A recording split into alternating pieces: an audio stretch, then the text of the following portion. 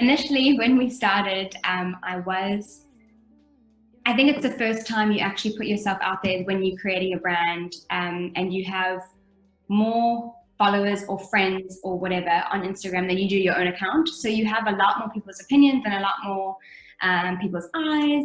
So I think initially when I did start Boulevard, I was really cautious of it, and I didn't want my face to be anywhere. I didn't want to, model the clothes, because if there was anything that people didn't like about it, or if there was a post that people didn't like, I didn't want them to know that it was me.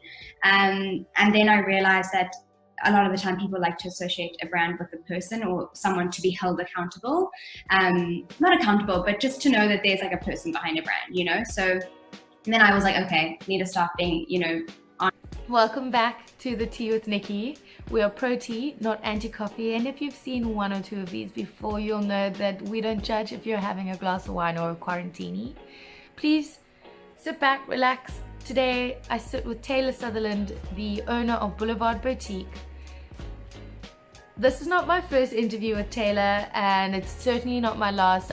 Her and I love sitting and talking with one another, it seems. It's just so comfortable. But today we discuss how she got inspired to start Boulevard Boutique, the legal processes she had to go through, and how she pivoted her business during the COVID-19 lockdown. And she has an exciting announcement coming up that when I say we, I mean me, got exclusive insight about that I didn't even realize I was asking her. Sit back, relax, and I hope you enjoy this as much as I did. So I know you had completed your Bachelors and Honours at Vega in Art Direction and Brand Communication, and then you moved to Sydney to pursue a Master's in Strategy, Entrepreneurship and Marketing. Did you ever think that you'd end up in fashion though, or in retail? No, I never thought I would go into fashion or clothing or anything really. I remember when I was deciding in grade 10, I was deciding between, in grade 10 at Redham, you have to choose your electives or whatever. And I was going between art and design. And I remember our headmistress at the time, Miss Pityan, I was best friends with her daughter, or am. And I remember speaking to them, and Dee always said to me, she's like, I can see you as like a fashion designer in grade 10. And I was like, no, that's not why I would ever be doing design. But didn't ever do fashion design in design, I just ended up doing something else. And then when I studied through Vega, I thought I would go into advertising and marketing, because I'm obsessed with advertising. I just loved it so much. So I never thought I would be in fashion or retail. So I'm very surprised that I'm here, but I feel like everything that I've learned along the way, everything that I learned through advertising and marketing, I think that's just like your tool to what you want, what you love maybe. You can always use advertising and marketing through whatever company that you work for or want to start up or something. So didn't ever think I'd be here, but I'm happy that I am, because I love fashion and shopping so much. Love my personal shopping. Yeah, you get to do your personal shopping, which is always a way. So then that leads me to the question, because you never thought about being in fashion, what inspired you to start Boulevard Boutique? I think with advertising and through Vega, you're always solving problems. You're always trying to find opportunities or see the opportunity or in the market.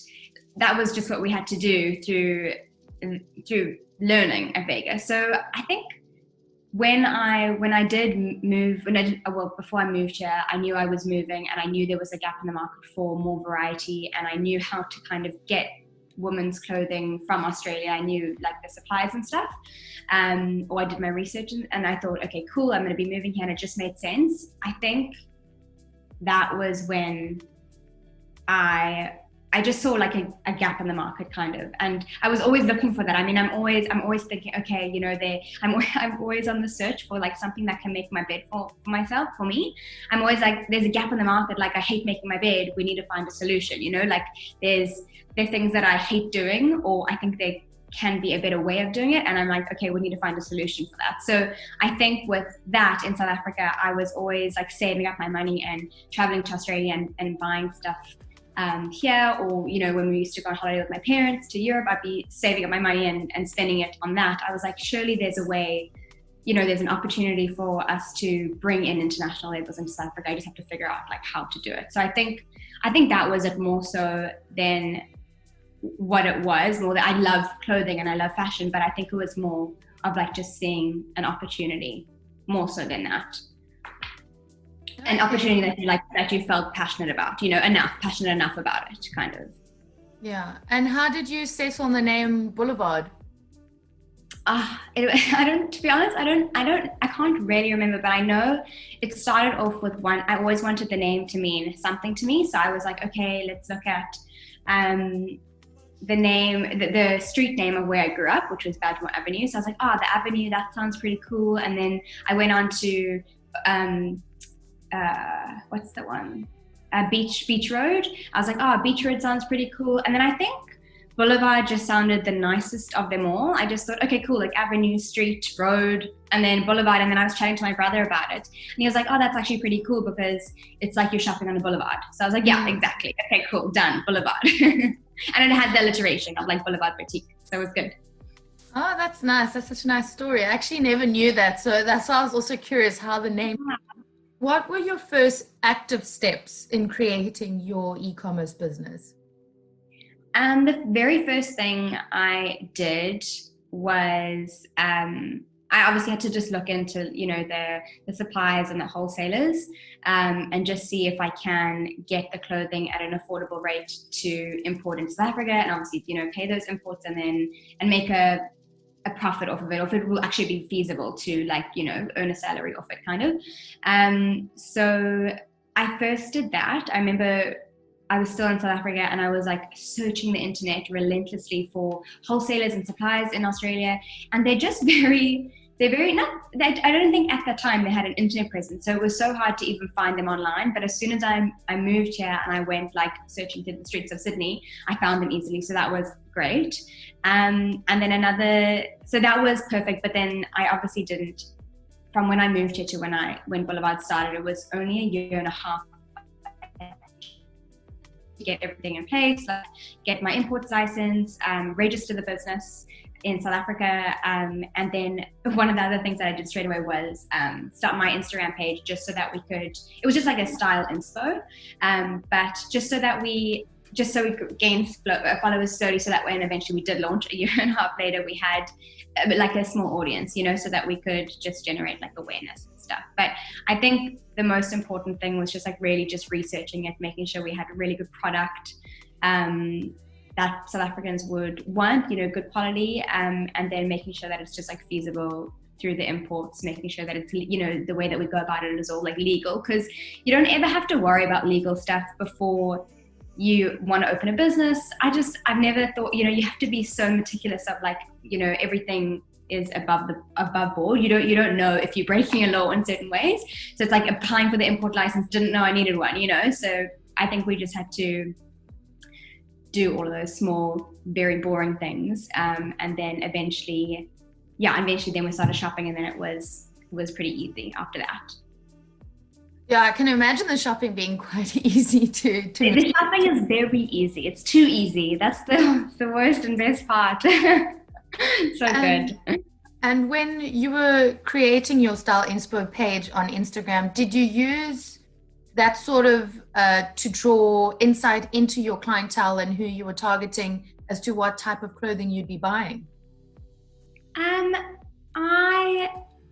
I think so. It was a lot of like inspo from Showpo and Princess Polly and Verge Girl, and they are very big examples of Boulevard. So they stock the same, so they use or shop from the same wholesalers and the same labels that we do, but obviously they stock a wider variety because they're conglomerates, they're massive. So I was reposting a lot of their stuff, a lot of their clothing, just so, because I knew I'd be shopping at their wholesalers soon enough. And so the followers that I got was through them, or kind of through their style and through their inspo. But obviously within South Africa, then I knew that they would hopefully eventually love what we had to had to offer, because it was, you know, similar stuff. So I think I was also like following their Instagram pages. So I think it's always good. I mentioned this before, but it's always good to find a company that's kind of like-minded to yours, or what you hope to be one day, and just use that as a really good base to build your business, or at least for us, it was so we could see, okay, what they're doing, cool, this is what we're gonna do, and oh, they like that style. That's probably, you know, it's hard to know at the beginning that you know, tie-dye is going to be a thing, but if they're stocking it and it's doing really well and it's selling out, then you know, okay, cool, we need to be stocking tie-dye, because it's hard to judge the market at the very beginning. But I feel like now, when you shop so much, you know, you get an idea. But yeah, anyway, so that was a very long-winded reply to that. But don't stress about it at all. And one thing that you touched on earlier, which I found quite interesting, is that we often don't think about the legal side of starting a business. And I mean, I don't know, there was quite a legal, I mean, I am aware that there's a legal process for imports and exports, but it broke up a bit earlier when you were explaining it. How long did it take you to get through the legal process before you could actually start trading? I think it took just I would say, I was here, so it was a bit hard. I had to assign original documents and ship them to South Africa, so that took a bit of time. I think if you're in South Africa, it would take a lot quicker because you're able to do that. But I think it was probably between like 3 to 6 months, I think. That was when I had to set up everything, and then there were some legal requirements on my visa here that I wasn't really able to work until the following year. So I had to just wait another year until I could actually start trading. But that was like a legal Australia thing. That wasn't a legal South African thing. So I think if I was able to, it would have probably been about like, I think 3 to 5 months, I would say, just getting everything in order and just making sure like you're above board on everything. That's so interesting, and I can imagine, because you now had to deal with South African legalities and now Australian legalities. Yeah. Approach this kind of yourself meticulously, going through it. I'm assuming you got lawyers involved to assist you as well. Was it a strenuous process? Because you obviously then started building up, and then you had to wait a year, and then. Yeah, I mean, all good things take time. I think, I don't know. But I didn't actually have a lawyer. I just did like a lot of research, like a lot of like how to start a business in South Africa, and just like, you know, downloaded forms and signed them. And I was like, okay, that sounds fine. The lawyer was just our like Australian visa lawyer, which we had to use. But that was just, work permits and stuff. But I think, I mean, you had to, I think I was like, okay, you know, when the time is right, the time is right. You know, if I'm not allowed to work now, then eventually I will be able to, and it was fine. And I got a job in the meantime. I got a job at a retail, it's called Platypus. It's like a sneaker shop. And I was like, cool, I'll just work here until Boulevard can be set up. And it was good. So at least, you know, I had a bit of time just to do that. And I'm so grateful that I did. Oh, that's awesome. See, that's something I would have never known, or anyone else, that you just spearheaded the charge yourself and then also worked in the room. So were you running your Instagram page, your style inspo page, while you're working at the sneaker store and setting everything up? Yeah, exactly. So I was just running it. I mean, I don't think I was very consistent, but I was definitely like stalking all of the Verge girls, the Sherpo, the Princess Polly throughout the whole time, and just like getting really good insight into them while I was waiting until we could start. And I was even shopping. Like, it was hilarious. Like, I was going to the wholesalers and I was going to the suppliers and just like buying what I loved. And I'm like, you're only going to be opening in like a year's time. You don't even know if this is going to be in fashion or on trend at the time. But thankfully I did put a little limit in that, and I didn't shop too much. So we were okay at the end. But I just did it throughout that time. It kept me busy, so it was good. Yeah, Nike was saying all good things take time, and you know, that wait before you could actually trade, I feel like that probably prepared you really well during this long time, because you weren't able to trade, you weren't allowed to import or export and trade with boutique. So can you just give us a little bit of insight on how, you know, you were flourishing and exporting and importing, and Boulevard was fully operational, and then once lockdown happened, how did you guys pivot your business strategies? yeah, obviously we couldn't like import or export. And that was also okay because weirdly, I just thought this year I just needed a break because usually we do collections every month.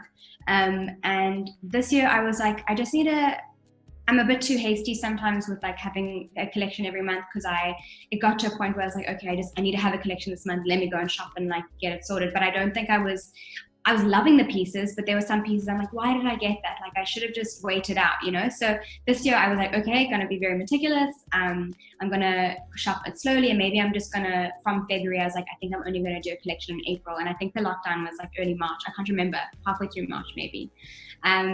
So I was lucky in that sense because it kind of coincided with my plan already, but obviously I wasn't able to ship in April. So I just like took it as it came. I think I mentioned to you before, I just focused on Instagram to try and make it quite uplifting in quite an uncertain time, and just changed our content a bit and had a few more blog posts. And I think we did a giveaway or two, which was quite nice because we just focused on like the stock that was there, and we had sales, so we tried to move the stock that was there. Although,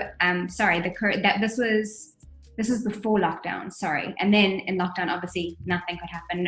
We did have a sale on so that if people wanted to shop, they could, but then that would be shipped after when level 4 we were allowed to ship again. But I think, yeah, just changing the content. And I was like, you know, I will wait this out, and I'll just focus on what we can, when we can start shopping again, then I'll just focus on, you know, what do I want? Because I've always like gone and I've been like, okay, cool, I love this dress, let me stock it. Oh, I love this top, let me stock it. But this time I was able to like have a mood board and be like, okay, cool, this is what I want for this collection. I want knits and I want blouses and I want like iconic pieces, more so than just some things that you could actually get in South Africa already. So I think I just took that time to plan. Well, I think definitely your time when you were waiting to launch Boulevard prepared you well for this. I know, just to wait it out. But that also, it's interesting because then you got time to focus on your brand a bit again and on your collection, what it was you wanted to put out there. So obviously when you created this brand Boulevard, it's quite personal to you, and for whoever of us that know you, like you can see the voice come through and your personality come through to the brand. Were you ever scared or intimidating putting yourself out there in that sort of way about getting any sort of judgment or criticism on it, or not getting maybe the feedback that you'd hoped to receive? Yeah, I think initially when I did, I always say I think, and I don't think, I know. Initially, when we started, I think it's the first time you actually put yourself out there when you're creating a brand, and you have more followers or friends or whatever on Instagram than you do your own account. So you have a lot more people's opinions and a lot more people's eyes. So I think initially when I did start Boulevard, I was really cautious of it, and I didn't want my face to be anywhere. I didn't want to, you know, model the clothes, because if there was anything that people didn't like about it, or if there was a post that people didn't like, I didn't want them to know that it was me. And then I realized that a lot of the time people like to associate a brand with a person or someone to be held accountable, not accountable, but just to know that there's like a person behind a brand, you know? So then I was like, okay, need to start being, you know, on social media and modeling the clothes and stuff, and saying that, you know, hi, I'm Tayla Sutherland, I'm CEO of Boulevard Boutique. And not a lot of the time, I mean, I know we posted one post, which I was actually chatting to a friend about last night, about, it was something, it was like a political issue in South Africa. And I remember we posted a post, and I was trying to be as sensitive as possible, but, you know, sometimes as we said, every day you're learning, and every day you're getting more educated about certain issues. So I posted this post thinking I was being so sensible on Boulevard, and I got a DM, like quite hurtful, just saying like, you don't know what you're speaking about, and you shouldn't be saying these certain things. And I literally just took the number and I voice noted her, and I just said, I completely understand that that's what you think, like, let's chat about it and whatever. And I was so taken back, I was so hurt that I could offend someone.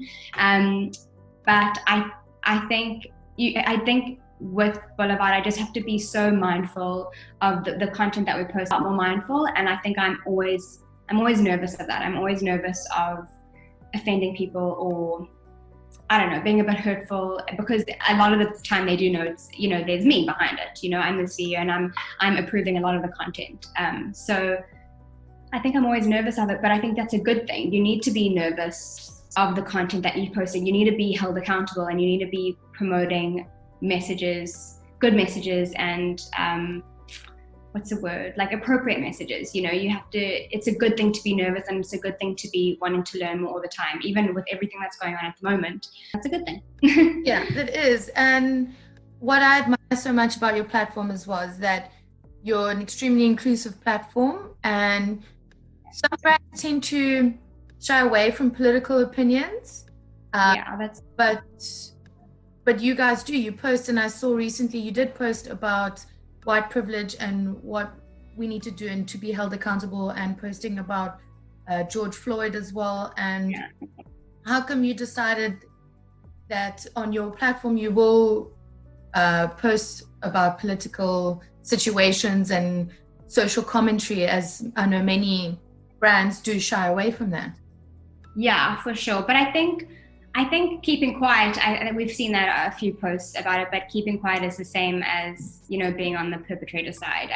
You have to have a standpoint, for sure. So I think you just have to be you have to lead by example. But you have to be posting something, and you have to be saying something, because we have to have a message. I mean, if you don't say anything, then you're as bad as the perpetrator. So I think it's really important, even if it's just a post here and there or a message here and there. I do think you have to say something. You can't stay silent, especially not in these times. You know, when you're so able to, you posting other things, you're posting like cute little quotes, and you're not able to speak on matters that actually issues that actually matter, matters that actually issue. So I think brands and people and like influencers and celebrities that like take a stand, I think that's more admirable than the ones that don't. Like, you just have to, even though, you know, we are less than, I do think we need to, but it's also at the same time, like you said, I need to be so cautious of the content that I post. I need to make sure that it's the right content, and that every day I'm like understanding more and more about the fights that we all have to fight. So I just make sure that content is like, you know, it's what we need to be posting. Amazing. And who has always been an idol or a mentor for you? I think I don't know if you know Sabaskirt. It's an Australian clothing label. They're incredible, and they have two owners. I never know. It's Tessie. And her sister-in-law, and I've looked up to them so much because it's so similar. She's young, probably 28, 29 maybe, I don't even know her age, but they're young female owners of this incredible Australian label, and I think I always just look to them because they're designing their own clothes. Their customer service is incredible. I think they're just a really great brand to look up to, or even just to great idols. You know, you don't find female CEOs that are similar age and that are doing incredibly well. So I think, you know, if I look up to them, like, okay, one day I will be you. So I love them so much. I think they're great. I'm trying to think. I mean, my dad, obviously, my dad's incredible. What he's built up in his life. So I always look to him and turn to him for advice. Yeah, I would say those two. Love them all very much. And what I ask each person that I interview is, what does feminine leadership mean to you?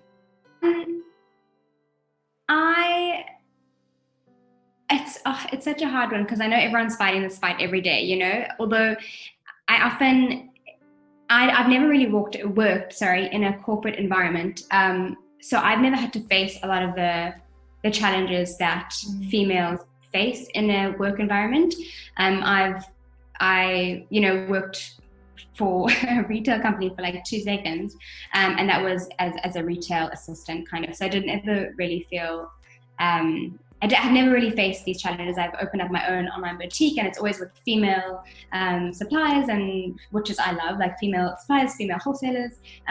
So I've never felt a lot of challenges, but I'm obviously so aware of the fight that females are fighting every single day, and this, it's just so important. I feel like, okay, that I've opened up my online clothing boutique, hopefully, or my business. And you know what, to be honest, I've seen so many friends, girlfriends doing the same at the moment. They're, they're opening up their own businesses, and I feel like in the last 10 years or even 5 years, there's just been such a massive shift towards female run companies. And even like my dad's, his MD is managing director. She's a woman, obviously, and she's this powerhouse. And I'm like, I love that so much that, he has this woman running his company basically. And I just think like we just need to keep pushing, and hopefully in a few years or even sooner, there will be so much female equality and female run businesses, and no, what's the word? Like bias towards men in corporate environments. I just, like I said, I need to, because I haven't faced certain issues in life, like I need to research so much and just understand it so much more. But I am trying to, and I just hope that women take over the world. Well, no, I know that like Beyonce says. Yeah, no, I swear, literally, no, we don't have to take over the world, but just we need to be equal. That's what we fight for. So, feminism is for everyone to believe in. The same thing as anti-racism. It's not just for women. So, like, everyone just needs to like switch their mind a bit. I think it's easy. It's so funny. I speak to some of my guy friends sometimes, and they sometimes they'll say things, and I'm like, I just, they're still set in a mindset, and it just takes a lot of education. So we just need to educate. A lot of education. Yes, education we will get. But I love that. I love that you always want to constantly evolve and educate yourself, and you acknowledge the blessings that you have, but then also wanting to understand the world around you. I think that's a really amazing quality, and I hope so. We need to acknowledge that and look to that, and take that into account for ourselves as well. Yeah, well, I hope so. Say that to you. Now we come to a segment I like to call the ABCs. Yay! It's the ABCs of your journey. So, what was your amazing, affluent aha moment of your career journey?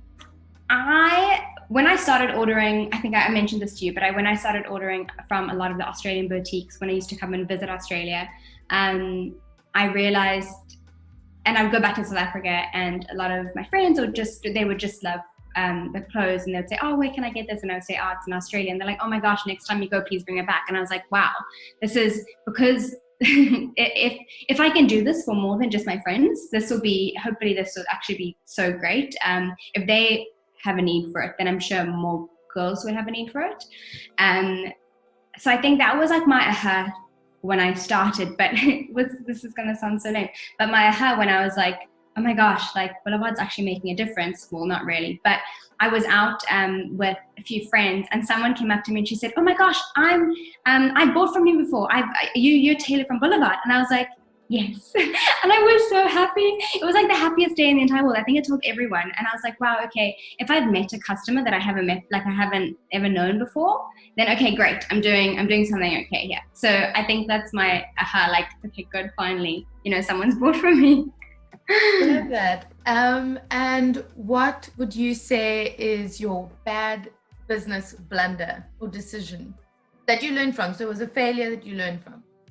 Oh, that is one thing actually that's been really interesting. So with supplying or buying from labels and wholesalers and shops here in Australia, there was once where there was the opportunity to buy from a UK-based label, and I was like, okay, great, like it looks really good, it's all online, but you don't have the ability to go feel it, try it on, whatever. And I remember buying a whole bunch of the stuff, and it was nice enough, but I did not love it. And I was like, if I was a customer, I don't think I would buy this. And I still sold it because obviously I had ordered it, but I discounted the pricing, so it wasn't as expensive as our usual range. But that was something I was like, I'll never ever do again. If I'm not okay with the product 100%, then I can't be selling it, because I can't put my name behind it. I mean, you just don't want unhappy customers, and we did get unhappy customers. So, we had maybe one or two, that really attack my soul when people are unhappy. I'm like, oh, I should never, and I know I was wrong. I never should have. So that is something that I've learned. I'm like, I'll never ever buy something that I haven't tried on or felt or tested the sizing before, because I hate people. I hate when people are unhappy, and it's just the worst. There's nothing worse than ordering something online and you don't like it, and then you have to return it, but then there's the return fee, and it's just something worse. So anyway, my big blunder, but now I've learned. So only good clothes. Good. Only good clothes on Boulevard, so it's fine. Yeah. And C, what is your comical, cinematic worthy cock up? I remember the ones, this is horrendous, but when I was younger, I love driving so much, I don't know why. So my au pair, who I love very much, she's not my au pair anymore, she's like a sister now, but she would always let me sit on her lap and we would like drive down the road, and I was probably about like 12 or 14 or something. She did the pedals, and then the ones I just farted on her lap when I were driving, and literally it's the funniest thing in the entire world. I'm like, I can't believe she loved me after that. Like, who does that? Anyway, so that's probably like one of mine. Has nothing to do with business, but I mean, what can you do? No, that's so sweet. That's such a sweet man. How do you still like me after that?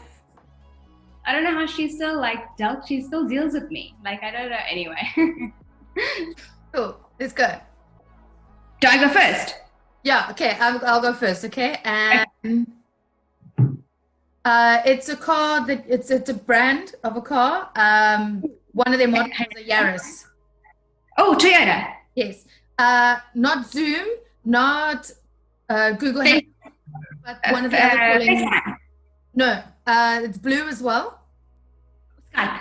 Yes. Up. Yes. Was the biggest building in the world. It's the most famous in New York. The Twin Towers, the Trade Center. Time's up. Oh no. Empire State Building. Oh.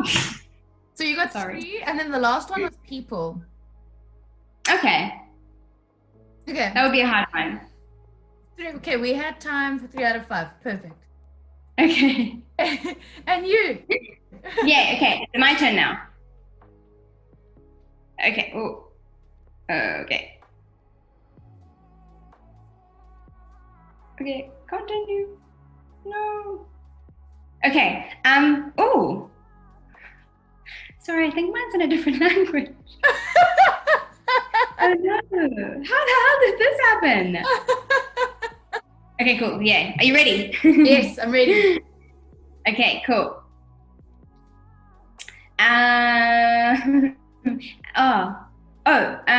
What is the police? Oh no, I can't even say that. Okay, it's a type of fish. People eat it out of a can. Tuna.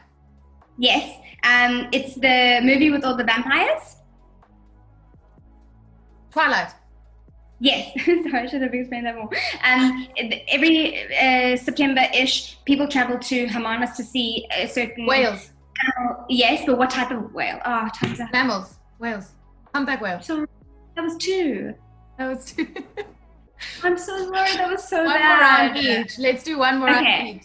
Yes. Okay. That's good. Yeah, that's good.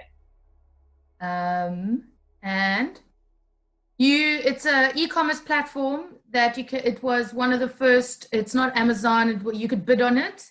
eBay. Yes. Yeah. These. I don't know. I know this. I don't know the other ones. Hand wave. Hello. Yeah. And then I'm trying to think like famous basketball players, but I don't know how to describe them. And I don't know. Time's up. Oh no. This one. Oh no. So it was it's okay. LeBron James. I should have said that. We know LeBron. Yeah, but I mean, it could have been anyone. It could have been like Michael Jordan as well. Yeah. was good. I don't know, Tongass National Park. Tonga National Park. No, I don't know that either. Paul Kruger. No. I hope people watching aren't like, oh my gosh, they don't know who Paul Kruger is. Yeah. Yeah, and then the last one was, hello, exclamation mark. Ah, okay, good. We got that. So yeah, you got 2. Okay. Well, now Cool. we can. Now we will hit it out of the park. I feel like we can do it. Yes, we got this. Okay, are you ready? Yes. Okay, it is where, if you watch Modern Family, it's where Gloria's from. Colombia. Okay. Yes. Oh, okay. It's something that if you're copying a piece of paper, you put it into Photocopier, fax machine, photocopier, printer, like scanner. Oh, yes. Okay.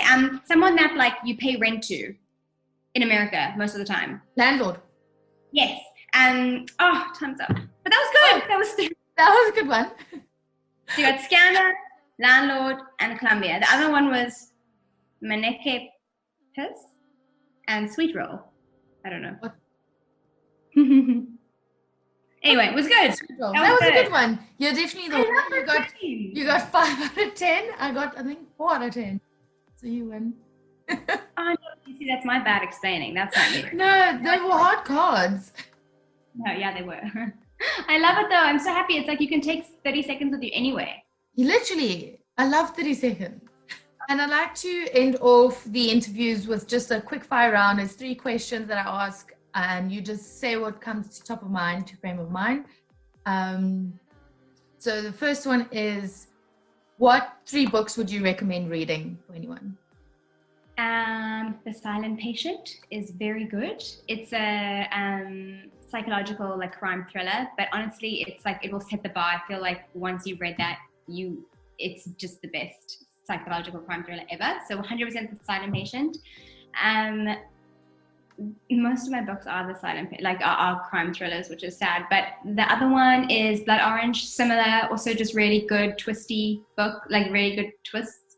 And I really enjoyed Girl Boss. I think that's like very predictable, but it's if you're just wanting to start your own business, it's just nice to have an inspirational book, or just of someone doing the same thing that you want to do and how they went about it, and also like the challenges that they faced and stuff. I think people don't speak about the challenges as much as they should, and I really enjoy that. Like I love that book. So I would say Silent Patient, Blood Orange, and then Go Bus. Awesome. And what is a daily ritual that you can't do without? So let me phrase that better.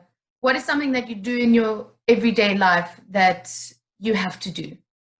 I have to make my bed. I don't know if that's a daily ritual, but like I have to, even though the other day I made my bed and then I still like got on top of my bed under my blanket, but I was like, I have to make my bed because I feel like that's my productive thing. I just have to do that, and then like have a cup of tea as soon as I'm like ready and dressed. I can't, it's so funny, but Keegs always wants to make me a cup of tea like while I'm still in bed, and I'm just like, no, I need to like get up and like make the bed and then get dressed and then have a cup of tea. Amazing.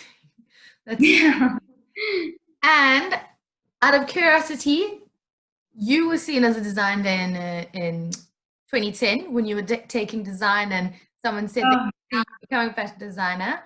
Is that on the horizon for you? Would you be bringing your own little maybe Boulevard boutique label into the platform?